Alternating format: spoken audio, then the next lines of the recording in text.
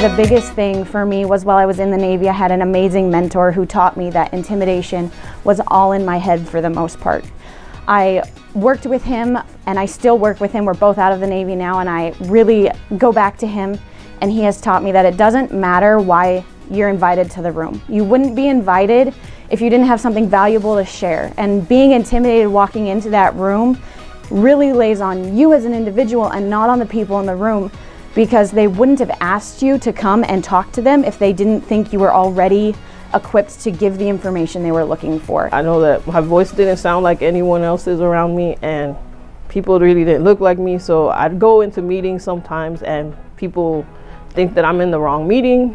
What if this is not one of the engineers? Or they come and say, oh, well, we're looking for the engineers, and it's me, I'm one of them. And eventually I just started to gain confidence. It took some time.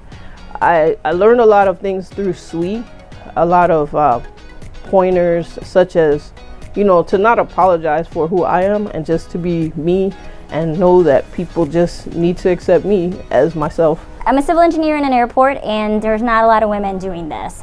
So when I go into a meeting, and I have a very little kid sounding voice, so that doesn't help. I'm also look very young. So when I go in there initially, they all look at me like, who is this?